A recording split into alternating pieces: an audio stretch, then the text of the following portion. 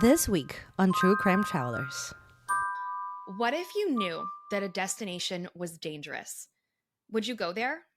Like pure torture, starvation, citizens that are trapped in the most isolated country on earth. They're not allowed passports, they're not allowed to leave, and they are ruled by a barbaric dictator. Would you still go to this destination? No, right? Well, what if I told you that there are people out there that seek dangerous destinations? They want to go to the most dangerous places on earth. That is what we're dealing with today. Get ready for a case that is regrettable, at the very least. Hey, Em. Hi. Emmy, what is the most dangerous destination you've been to? The Amazon jungle, for sure. For sure. Tell us 100%. Tell us what's dangerous in the Amazon jungle. Well, for starters, the bugs, the snakes, the environment in general, but also some areas of the Amazon River are known for having meth labs in the middle of the jungle and river pirates and just sketchiness in general. River pirates. Imagine if you went to the Amazon and fell in love with a river pirate and then just moved there. Oh, we should write a movie script about that. We can. I think we should. Okay, well, the place that I'm taking you today is one of the most insane countries on earth.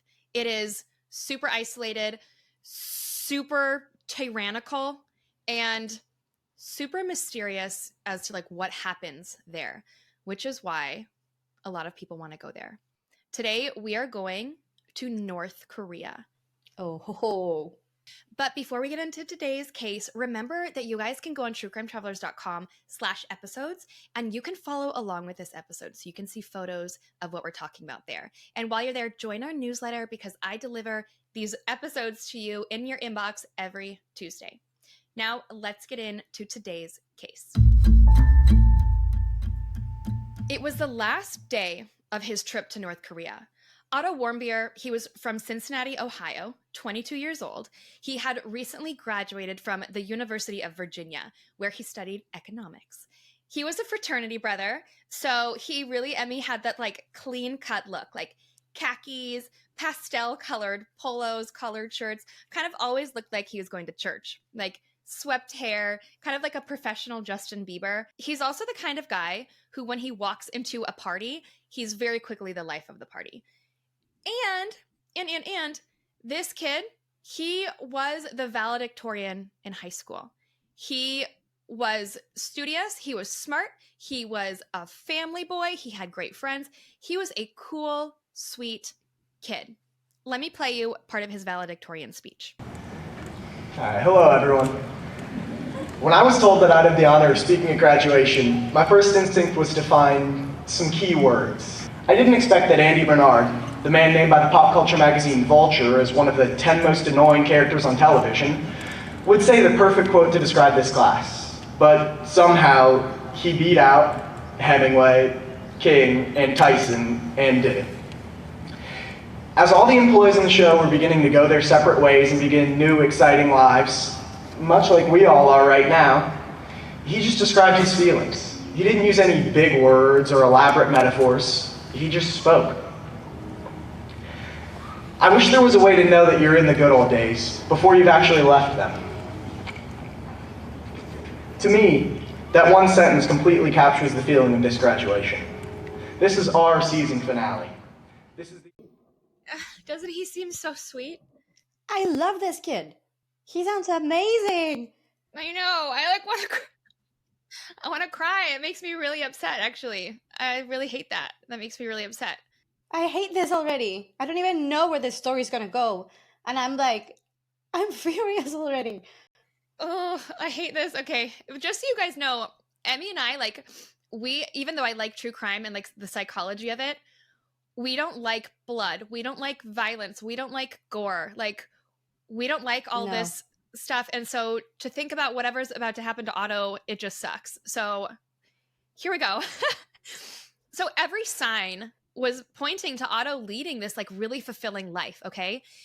For me, I imagine that he was going to get a job in finance and marry a girl that he really loved, probably grow up in his hometown. But before that, Otto wanted to get away. He wanted to go do something crazy. And not necessarily crazy, like bad crazy. This guy had a good heart. He was curious. But he was going to do the right thing. He graduated college and he was going to go see the world. So something that everyone should do, you know, like go discover who you are before you settle down. You know, get the one-way ticket plan. My book, The One-Way Ticket Plan. Go explore the world before you settle down, right? Before life gets real. It should be mandatory. I agree. You need to either have a gap year before college or after college. It has to happen. I left right after college. I graduated and I joined the Peace Corps and I left and I became who I am because I did that. So that was what Otto was doing. He was going to go out and find this crazy adventure. And that is when he found the tour group called Young Pioneers. This is a tour group that's based out of China, and essentially they take groups of travelers into North Korea. And you guys, and Emmy, my ex-boyfriend, Ollie, he actually went on this tour to North Korea with Young Pioneers. So I literally know how this goes. Literally, because believe me, for the 4 years I was with this last ex dude, he was fine. For the 4 years we were together, I couldn't stop asking him about this case. I became obsessed with it, you know? I couldn't help it. You obsessed with a case? No. So, no. No. So, Emmy, I'm going to bring up the website, Young Pioneers. And obviously, this website is going to be on this episode's blog post at truecrimetravelers.com, so you guys can read along with us. Yes. So, Young Pioneers, they're in Beijing, and they're ultra budget tours to North Korea start and finish in Dandong. So it's the border town in China to North Korea. So let me see how much this tour cost. 500 euro, which is, do you know how much that is, Miss European? I'm translating into pesos. Okay. You're gonna go from euros to pesos to To be honest. For those of you that don't know, Amelia is Mexican and she lives in Spain.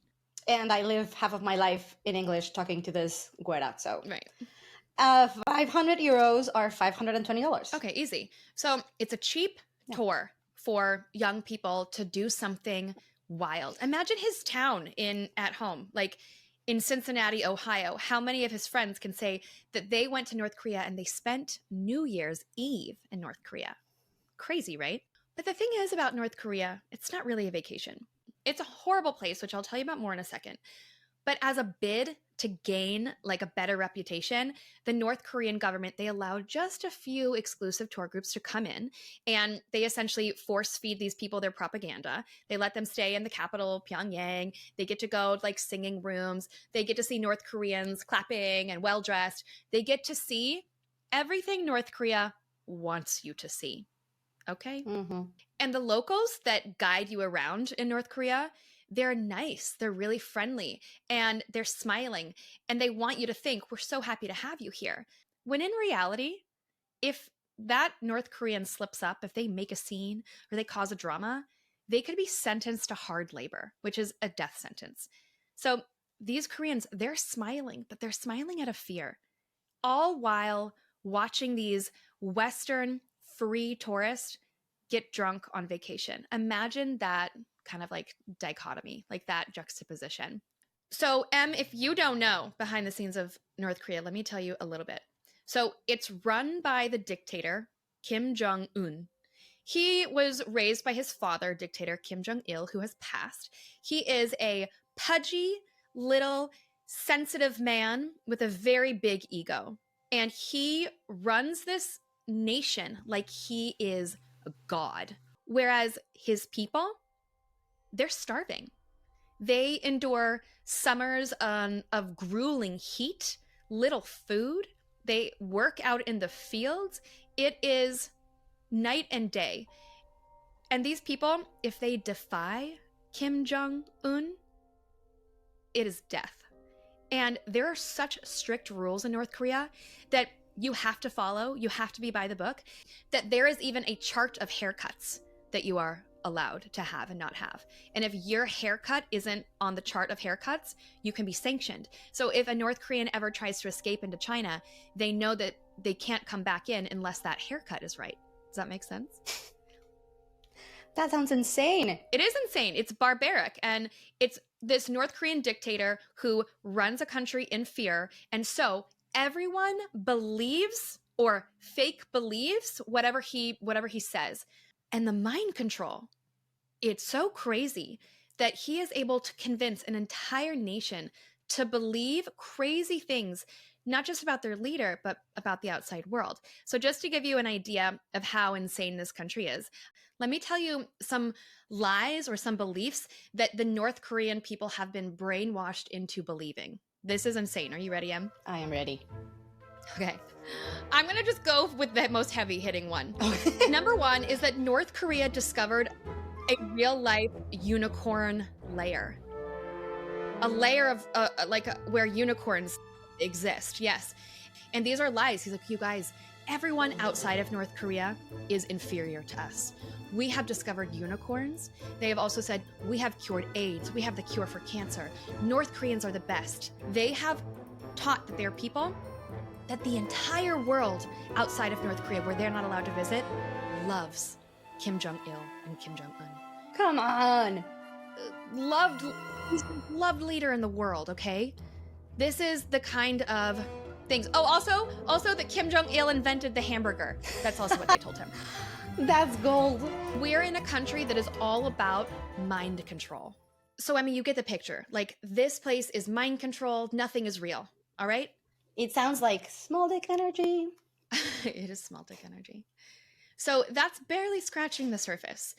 It's this ruthlessness and this also like sense of exoticism that draws Western tourists to want to peek behind the curtain, you know? Mm-hmm. And some people would call this dark tourism. And maybe though, these dark tourists, they think that they're going to go to North Korea and they think that they're going to, I don't know, help or see that it's not that bad, right? They're going to be able to leave as ambassadors of North Korea being like, I spent New Year's there and it wasn't that bad. Maybe that is what Otto thought. Maybe Otto was going to North Korea with good intentions.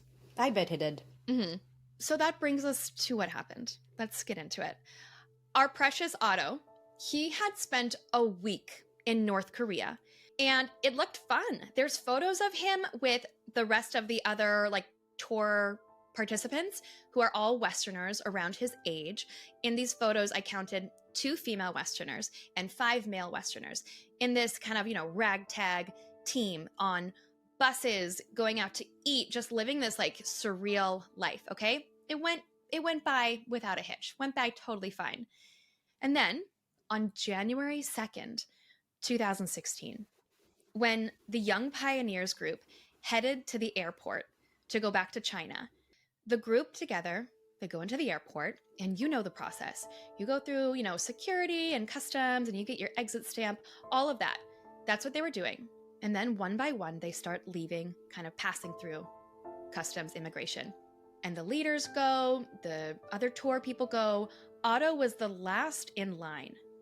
And as he was making his way through customs, he felt a tap on his shoulder. But he's there at the tour group. Everything should be fine. The tour group, you know, they arrange the visas, the hotels. Everything should be fine. Otto was just another member of this tour. It's okay, right? His roommate during the trip was Danny Groton. And in an interview with the Washington Post, Danny says, no words were spoken. The guards simply came over, tapped him on the shoulder, and led him away.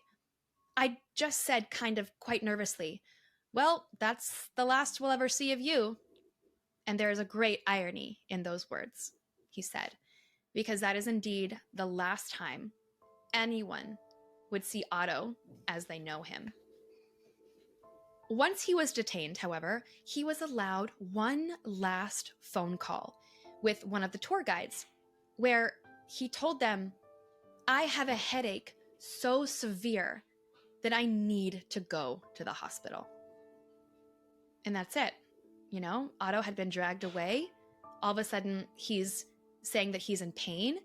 And what transpired over the next 17 months, and even just the next 17 hours, is a literal nightmare situation for any traveler. Over the next 17 months, Otto Warmbier would be put on trial for crimes in North Korea. 17 months Mm-hmm. for crimes in North Korea. Like, what does that even mean? Right. So everyone's thinking, what crime? What are you talking about? This kid has followed all the rules. He's been with his tour guides the whole time, sleeping in the hotel you told him to, going to the restaurants you took him to. What do you mean, crimes against North Korea? 24 hours later, no answer. 36 hours later, still no reason why they have him. Then finally, 48 hours later, the North Korean authorities announced that they were detaining Otto Warmbier for committing a quote-unquote hostile act. And here is what North Korea claims is the reason to detain the 22-year-old American Otto Warmbier. Emmy, take a sip of your mezcal and then try to guess what you could be detaining someone for with a hostile act, a crime against. He posted a meme about Kim Jong-un. That's actually a really good guess. But no, he didn't post a meme about Kim Jong-un. Do you want to take another guess? He said something like evil about Kim Jong-un. No. But you know what? You're actually onto something here because you are not allowed to disrespect Kim Jong-un at all. If there's a bill, like a note with his face on it, you're not allowed to fold it. If there's a newspaper with his face on it, you're not allowed to throw it away. So these are really good guesses, okay? But no, that's not reason why. Okay, so what did he do? North Korea. Well, first, they said hostile acts against the country. Then they announce they are sentencing him. Even before they've said what he's done, they announce that they're sentencing him to 15 years hard labor with no answers. And then finally, North Korea is ready to present why they are detaining Otto Warmbier. And they have evidence proof as well. North Korea releases a very grainy video. And in this video, it's a video pointed at a hallway. And you see a blob of a figure who could be male, female, or alien. You can't even tell who it is. They see this figure walk towards a wall and remove a poster from the wall. And that's it. That is proof that Otto Warmbier came to North Korea on a mission of espionage. They say that Otto Warmbier came to North Korea not just to steal a poster, but to steal this poster in an act of aggression against North Korea, to take this poster back to his church in America and say, I've got it, we've embarrassed them. Down with North Korea, I have a poster. This is so pathetic. And confusing because I want to tell you what hard labor means, what 15 years of hard labor means. In North Korea, these labor camps, they're notorious for their harsh conditions, brutal treatment, grueling physical work. And here is what a sentence of hard labor might entail. So physical labor, mining, farming, construction, factory work, but under very extreme conditions with little regard for safety. So they're going to make you work in sweltering heat. Another one is living conditions. The people in these camps, they live in these deplorable, overcrowded facilities, inadequate shelter, minimal sanitation. Prisoners often sleep on hard floors and very poorly insulated barracks. And it's North Korea. It gets freaking cold. It's up there, it's in the north. Another thing, food and health. Food rations are meager. There's no medical care. Abuse and punishment. You have these angry guards and this power dynamic, you're getting beaten on the daily. The survival rates, you guys, are meek. Most prisoners do not survive their sentences due to harsh conditions. So for the sentenced, it's not just 15 years, it is near certain death. So did Otto do it? Did Otto steal this poster and commit an act of espionage like North Korea says? Where's the evidence, right? Well, again, we have that blurry video. But North Korea, they wanted more than just the blurry video. they wanted a confession. And soon, from his own mouth, we would hear a confession from Otto Warmbier himself. A confession that we'll get into right after this break.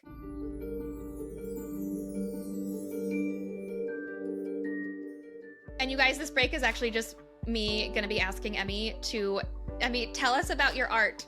Tell us about your art and how people can, Emilia is this incredible artist. Tell us about your art real quick and where people can find it. Well, first of all, you can find it at holaemilia.com. You will find the link in the show notes and at truecrimetravelers.com as always. And my art is, I have been doing a lot of printmaking lately, which is basically you create a design on this piece of linoleum or rubber, and then you print it. But every print is handmade and like unique, because every time you print something, there's like a surprise element to it, you know? And it's a fascinating process. I've been documenting a lot of the behind the scenes of my pieces, which you can see on my Instagram, on my TikTok. And it's just really, really fun getting your hands messy with paint and ink and paper. And I really enjoy it. I have been an artist throughout my life. And then I stopped for a while because I wasn't really living anywhere. Lexi and I were living in Bali and Mexico, and we weren't really living anywhere. So it's hard to make art when you don't have a space to make a mess. And now that I live in Spain and I have a space to make a mess, I am making a mess again and creating art again. I'm really excited that you have a place to work on your art now. I really love that I am able now to mix the two things that I love the most, which is art and travel. And I'm creating these series of postcards inspired by the places that I go to and the places that we have travel guides in, like Seattle and Bali and Mexico. So it's really fun. Man, I thought you were going to say that you get to mix your two favorite things, which are art and true crime travelers. That too. That too. Okay, thank you. And this is the end of this break. Otto Warmbier had been accused by the North Korean government of espionage, of stealing a poster at the end of a hallway in a very blurry video, and that he's going to embarrass North Korea. Okay? So again, right, there's like a really fragile ego here. But behind the scenes, Otto's confused. He doesn't know why he's here. He's denying everything. And he's like, this is a huge mistake. It wasn't me. I mean, at least that's what I assume, because we never get to really hear Otto's true statement. Instead, the North Korean officials, they told Otto, listen, dude, if you want to get out of here, you've been sentenced to 15 years hard labor. If you want to get out of here, your only shot is a confession, and a good one. Make it good. Because when the leader, Kim Jong-un, when he is on stage or something, everyone in the audience is clapping, crying, hysterics. It's this performative thing that the North Korean people are forced to do. And I want you to listen to this confession that I'm about to play of Otto Warmbier. And I want you to see if you can pick up on any of that performative style in the confession that Otto was forced to make. So I'm going to play this. If you are listening, you can always go to True Crime Travelers and see this video. But if you're on YouTube, we're on YouTube too. You'll be able to watch this video with us. A press conference is set up. You see Otto Warmbier being led into this room. His head is down. He has a piece of paper in his hands. There is a North Korean guard in front of him wearing like a green suit, a little hat. It's very professional, right? And I want you to listen to Otto's confession. On the early morning of January 1st, 2016, I committed my crime aimed at harming the work ethic and the motivation of the Korean people. I have been very impressed by the Korean government's humanitarian treatment of severe criminals like myself, and of their very fair and square legal procedures in the DPR Korea.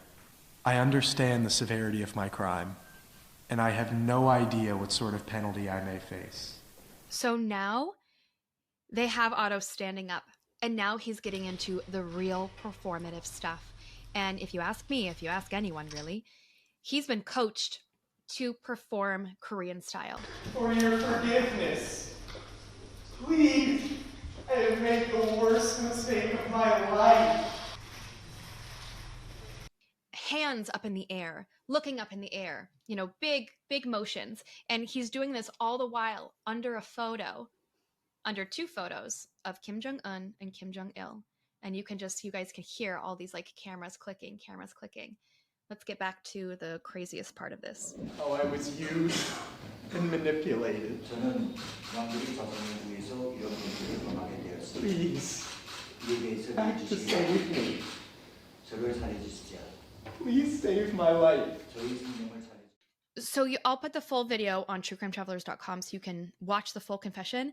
But obviously, they've gotten him to twist this story that he was going to bring a poster back and give it to his church and get a car. I do not believe this for 1 second. No, me either. This confession sounds so coerced.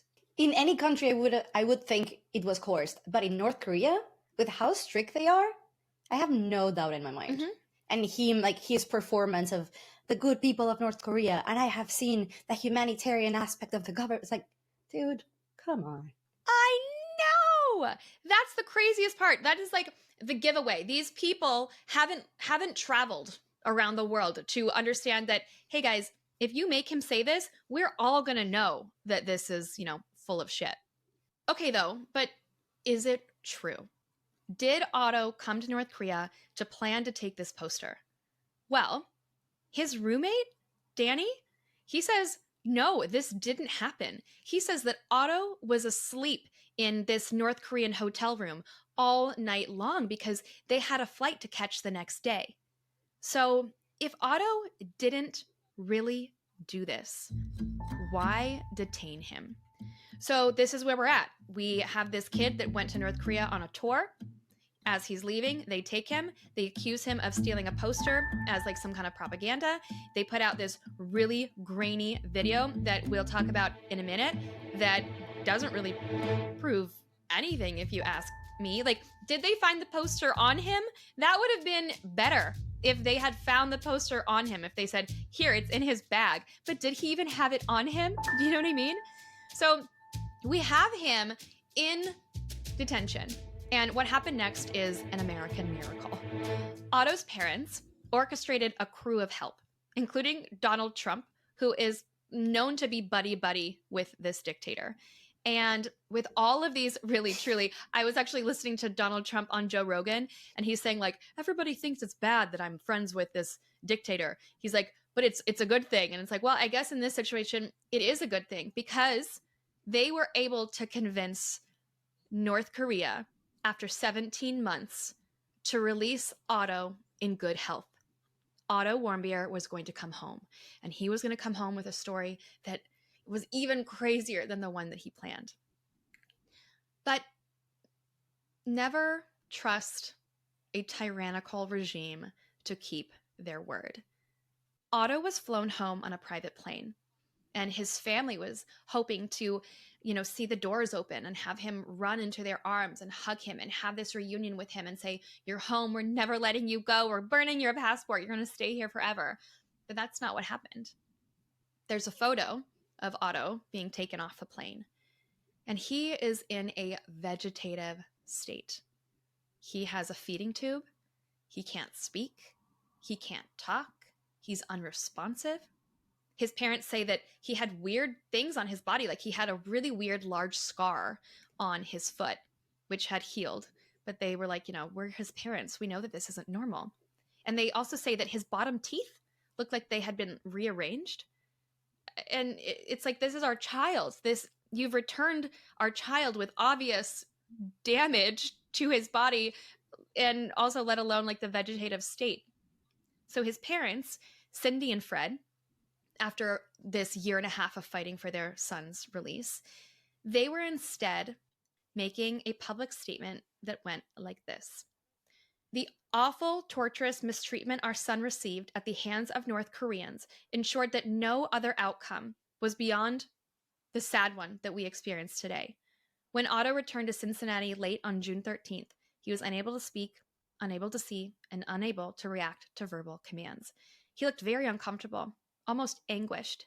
Although we would never hear his voice again, within a day his face changed. He was at peace. He was home, and we believe that he could sense that. But very shortly after being returned home to Cincinnati to his parents after 17 months in detention in North Korea, Otto Warmbier died.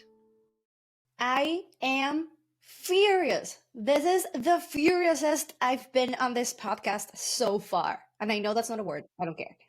Mm-hmm. So what's the excuse from North Korea? They said that they would return him home safe, that he was fine. North Korea says botulism. No. What is it? I don't know it. Google, define botulism. Botulism is a rare and potentially fatal illness caused by the botulinum toxin, which is produced by the bacterium, blah, blah, blah. And it causes weakness, blurred vision, tiredness, trouble speaking. How do you get botulism? It can come from homemade food that is improperly canned or preserved. Typically fruits, vegetables, fish, or things like peppers, foil-wrapped baked potatoes, oil-infused garlic. He probably ate some kind of like, I don't know, like some kind of like rotten kimchi. No, that's the whole point of kimchi, Or is that you something. can bury it in the ground. That's why kimchi was invented, is because kimchi lasts forever. Right? But so basically North Korea is saying a really bad case of food poisoning. And North Korean doctors, they claim that Otto had been this way since the day after he was sentenced to hard labor in 2016. So they're basically saying like, no, we didn't do anything to him over this whole time. Like, he just got sick and we've had him sick from the beginning. We didn't do anything. Oh yeah, we didn't do anything except force him to forced labor, probably feed him shitty food, and have him in really bad conditions for a year. Right. And half.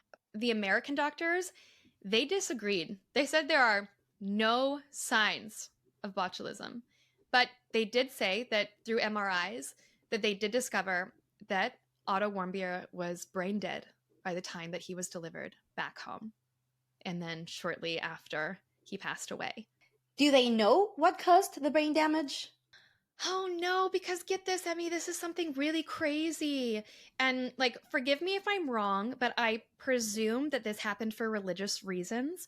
We will never really know what caused the brain damage because Otto Warmbier's parents, they did not allow an autopsy. So it would be impossible to understand the true cause of death.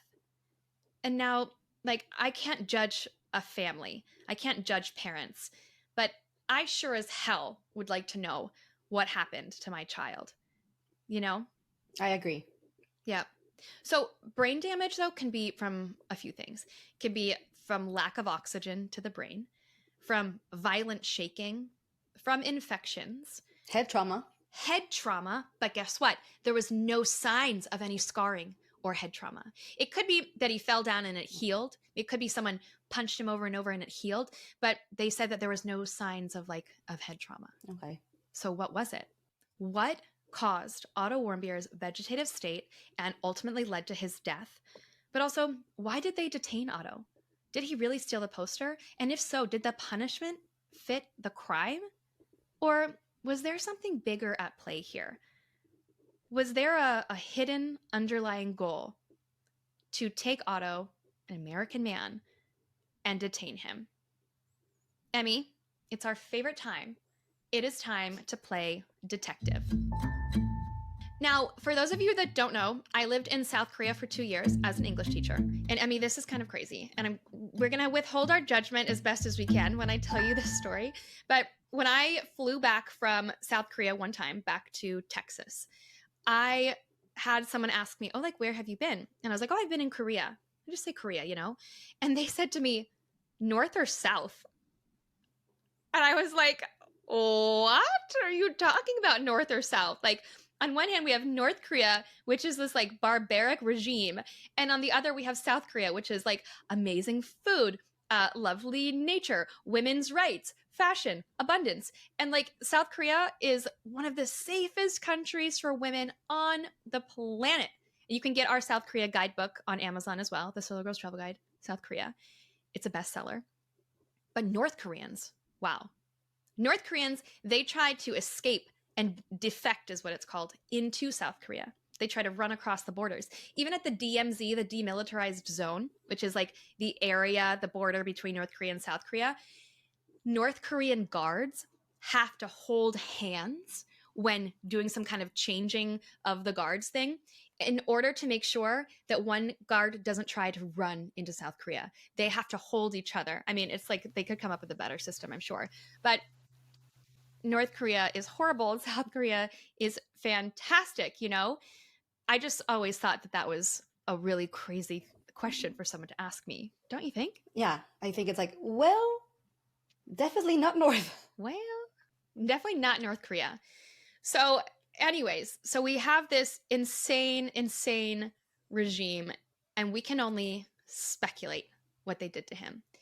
Emmy, before we get into theories, I want to watch this video with you. This is the video of, you know, they say Otto Warmbier taking down the poster at the end of the hallway, the smoking gun. I want to watch this, and guess what? I have found a clue in this video that I have never heard anyone else find. Let me send you this video. Okay, we're going to watch this video together.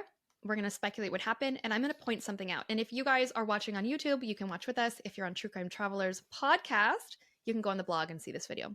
Okay, I'm pressing play. So what we're seeing is we're seeing a long hallway. It almost looks like a hospital hallway. And at the end of it are two double doors. Now, to me, this looks very staged, and I will tell you why. You see this man. He starts from the back of the wall, as if I told Emmy, go to this hallway, and you're going to walk towards the poster. If you're really walking towards a poster in a hallway, you're walking down, and you're kind of like, you know, you're headed in one direction, and you'll take like a little left to grab it, right? This person starts at the wall and does like a ceremonious, like 2-3 steps toward the poster. That's not normal behavior. Then listen to this. Emmy, watch as this person takes the poster down, and watch, Emmy, how they put it on the ground. They take the poster down and they put it on the ground. They bend over. How would you bend down to pick something up?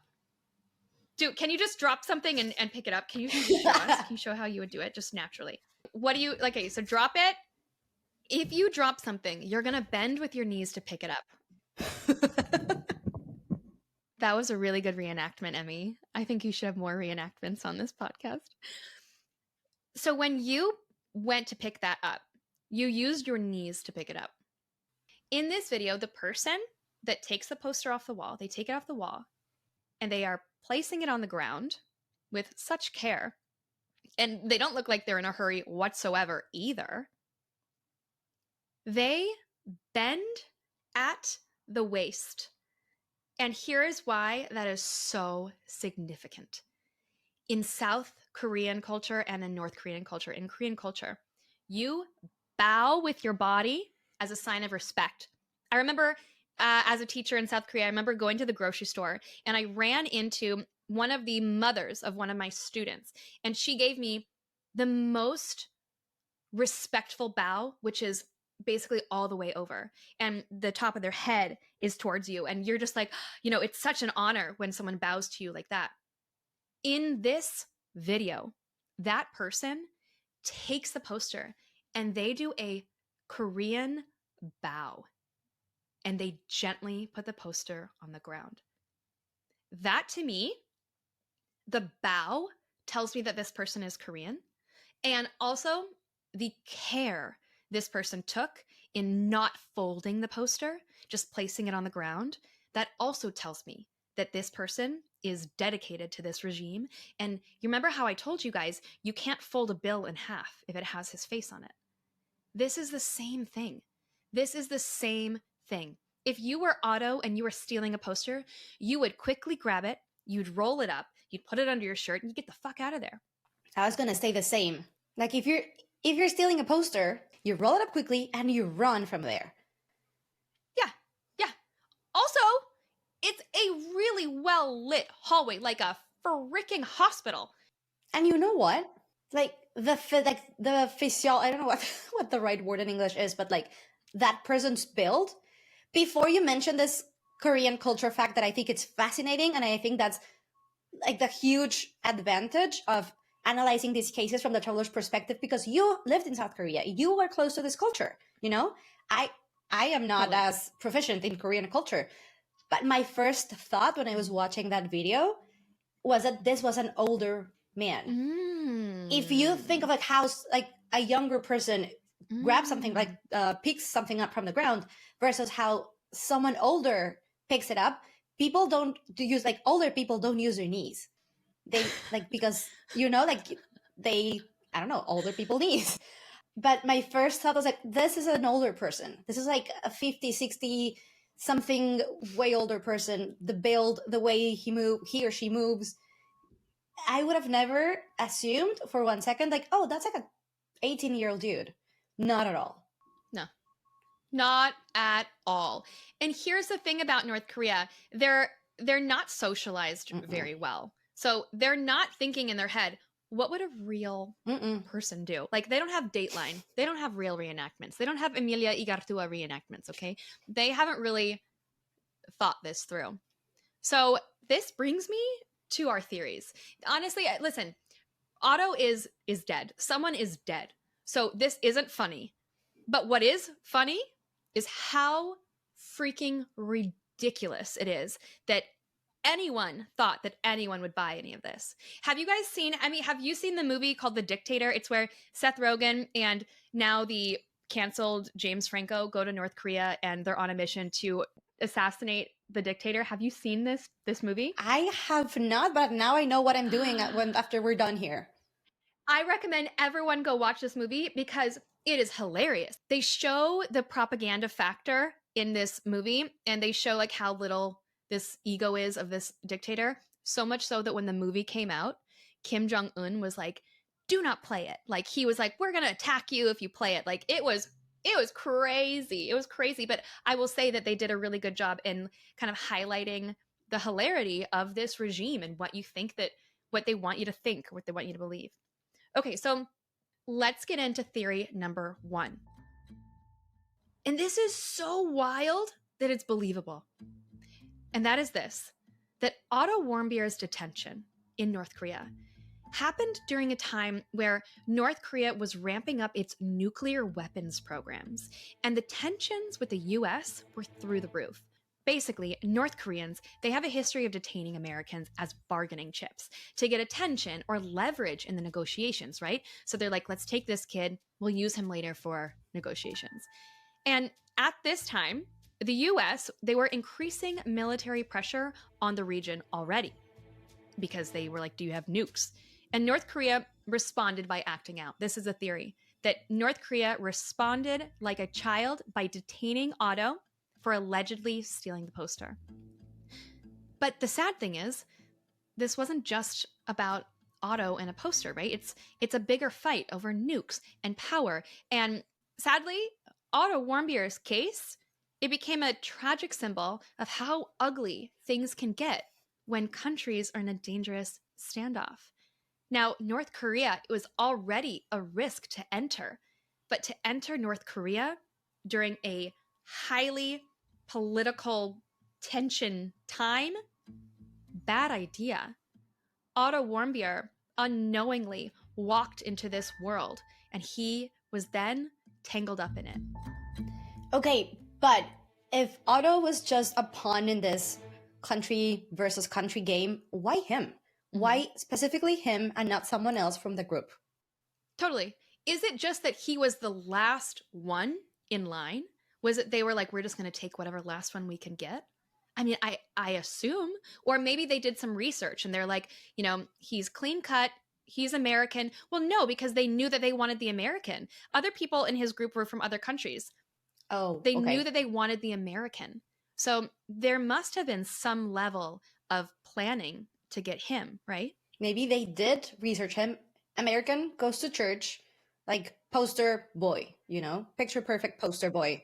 Literally poster boy. Like, because he stole a poster. Like, literally the poster boy. Oh, that took me way too long to connect. Yeah, I thought that's what you were getting at. And I was like, yeah! I was like, perfect. No.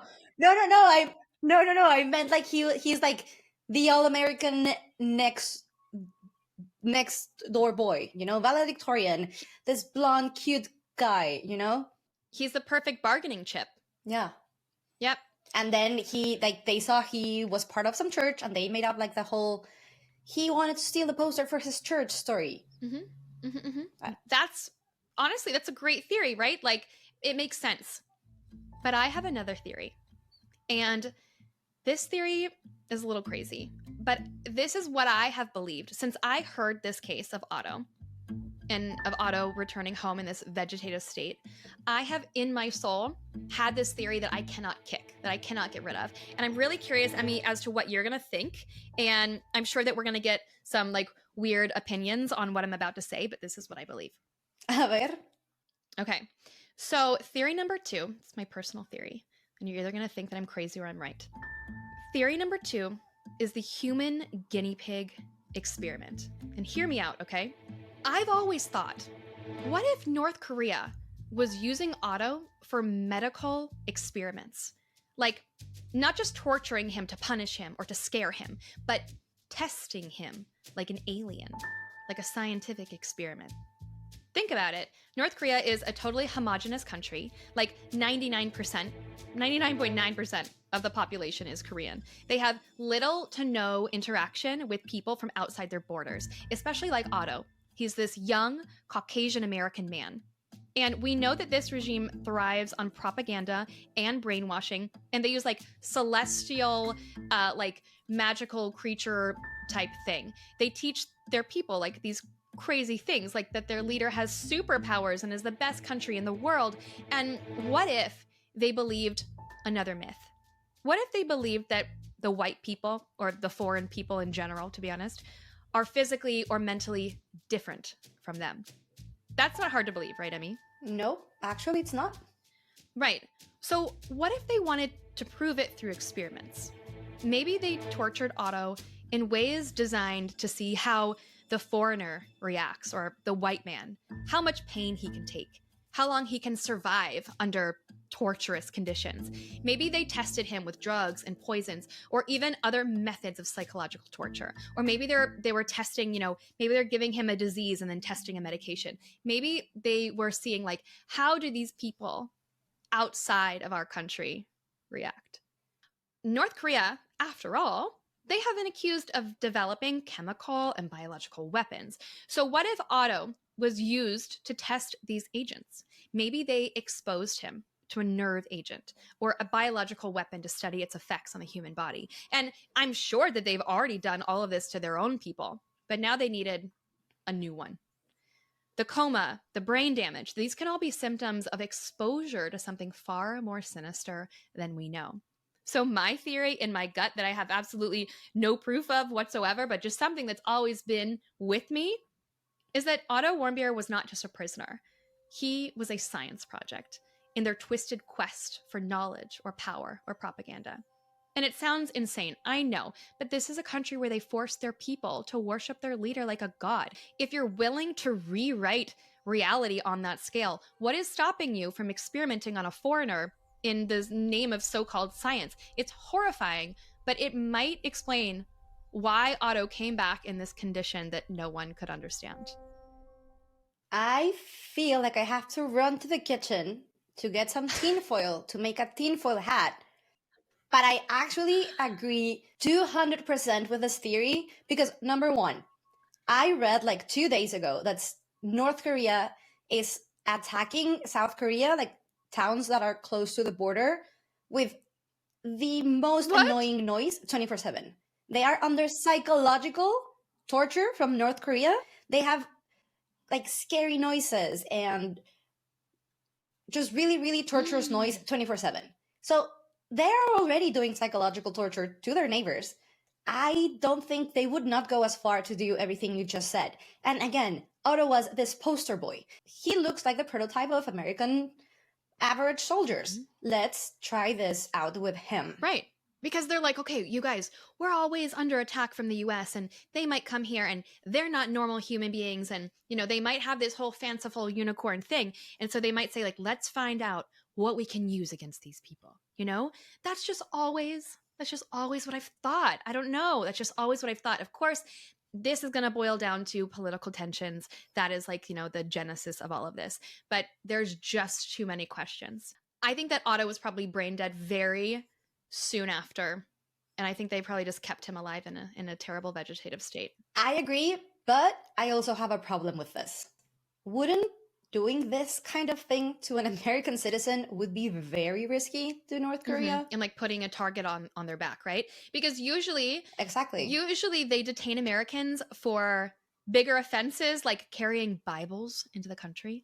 Most communist countries do not allow religion because a religion is a way to steer control away over the dictator. So if an American brings in a Bible, okay, sure. And in the past, they have detained Americans and they haven't killed them. So is it an accident? Was it an accident? Did they intentionally kill him? Did they intentionally mistreat him? Like, they had to have known that there were going to be repercussions. You know what I mean? Yeah. So that's where we are, Emmy. Like, that's kind of... Wait, were there any repercussions? You know what happened during this time? Dennis Rodman went and visited North Korea. Dennis Rodman, do you know him? The basketball player? Yeah, the basketball player with like nose rings and stuff. During this time, he became very buddy publicly with the leader. What? And somehow that took attention away from the Otto case. There could have been repercussions, but there were not repercussions. That was not on my bingo card for this episode at all. I know. I don't know what the deal was. That's like Martha Stewart and Snoop Dogg's being friends. Dude, by the way, the documentary about Martha Stewart on Netflix is so inspirational. She's a whole ass bitch. Like, she's an actual bitch, but her story is really inspirational and you should watch it. Oh, okay. I will. Okay, good. Okay, so, I mean, that's where we are. We don't have any answers, but we have a lot of, I have a lot of judgments on this whole idea of going on a tour to North Korea. And while I can understand why a young 22-year-old man would want to do that, this brings me to my travel lesson of the day, which is just because you can do something doesn't mean you should do something. A tour provider can only protect you so far. This group, Young Pioneers, they assured Otto of his safety. But that was a fantasy. No one can step in between a dictator. So just because the tour is offered doesn't mean you should take it. Just because you can take pictures with sedated tigers doesn't mean you should. Just because you can go to Cambodia and buy a cow with the full purpose of using a grenade launcher to blow it up doesn't mean you should do it. At the end of the day, you have to think about your safety, your convictions, your morals, and the risks that you are willing to take. And the consequences you are willing to face. And the consequences you are willing to face. Amen. Because this group, Young Pioneers, the tour group that took Otto into North Korea, they promised him safety. They gave him a fantasy of safety. But at the end of the day, they can't save you from a horrible, dangerous situation like being at the hands of a tyrannical regime. Only you can choose where you put yourself as a traveler, right? Yeah. So remember this, do not play with fire. Don't walk into the lion's den. Don't put yourself in danger. And I talk about this all the time in my book. The One-Way Ticket Plan, Find and Fund Your Purpose While Traveling the World.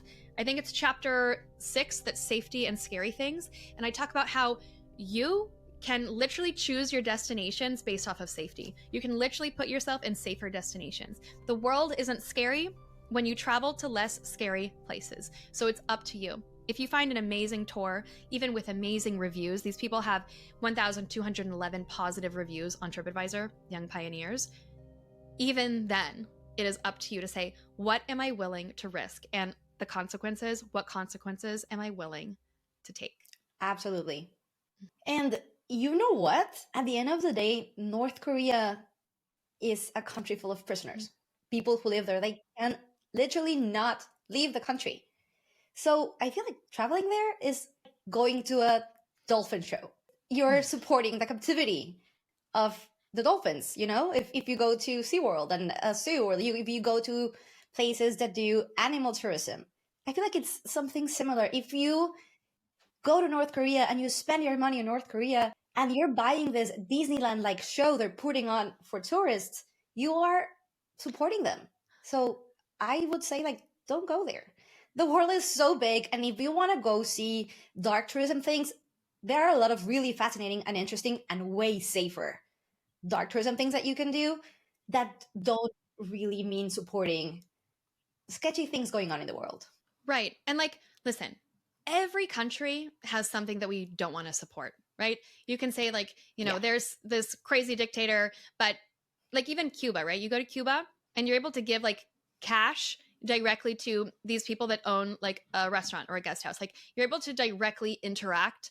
And maybe that's what Otto thought. Maybe Otto, he comes from this background of economics. He thought, I'm going to go and I'm going to help like stimulate the economy. But it was a fake economy. So there was no real good that he could have done directly. So I think like that's just the point.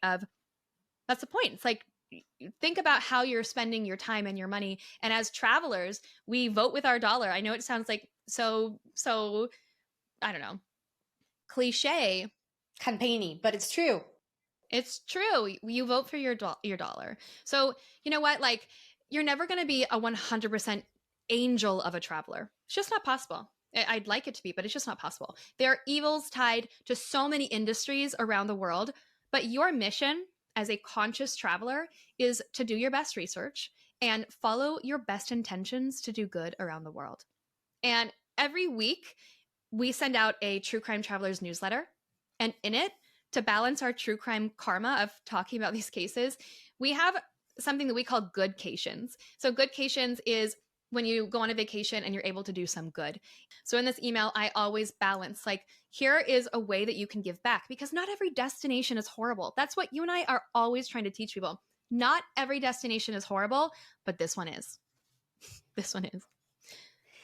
This North Korea tour sounds to me like going into that Disneyland ride, the Small World ride. Like you go into this tunnel and you see this beautiful show that lasts for a few minutes, but it's all fake. And why go to a country where you're gonna see something fake, where you can go to so many incredible places in the world? Go spend your money somewhere else. Go spend your money somewhere else and somewhere safer. And that's it. Wait, one more fucked up thing before we go. I just found an article that I'm going to put on the blog that the most like richest North Koreans, they go on vacations. So there's like all these like North Koreans that are suffering, no passports, but the elite North Koreans, they go on vacations to like water parks. Isn't that crazy? I am not surprised. And I will never, ever get over the fact that North Koreans say that they invented the burger.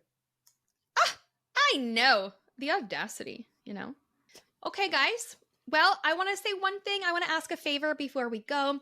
If you can leave me and Emilia a review on this podcast, we would A, be so grateful, but B, we're going to enter you in to win a prize. So on January 1st, we are going to pick through everyone that's left us a review, or if you're on YouTube, subscribe to our YouTube channel. And after you do that, just send us a message at True Crime Travelers on Instagram or on TikTok and let us know you left a review. And we're going to enter you into winning this surprise prize on January 1st. Wait. Where are we going next week? I don't know. I haven't decided. But you guys, what I would like to know is, where do you want to go next week? Send us a message. Send us an email. Anywhere you can find us. Let us know some cases that you think we should cover. We are already getting DMs of cases we should cover. And I'm loving that. So we want to hear from you. Let us know what you want to hear. And also, if you have any crazy travel stories like this, also let us know, because we're thinking of next year having some of you guys on the podcast and talking about your crazy travel stories, what you've learned, and more importantly, how it hasn't stopped you. Because I know that this is a crazy podcast, but at the end of the day, what do we say? If it doesn't scare you, it's not worth it? Or like feel the fear and do it anyway. Our motto is, we're not here to scare you, we're here to prepare you. So at the end of the day, we want to encourage you to keep traveling. We don't want this to make you stop. Amen. Amen. Okay, mija. Thank you for joining me. Okay, mija. And I will see you later on the next episode, but for so many other things, I'll see you. Okay, travel safe, everyone. Bye. Bye. This podcast delves into true crime cases, and we want to remind our listeners that all individuals mentioned are presumed innocent until proven guilty. The opinions expressed here are solely those of myself and Amelia. We strive to research thoroughly and provide accurate and up-to-date information, but please be aware that some details may evolve over time. We encourage you to do your own research and verify the information presented. Thanks for listening.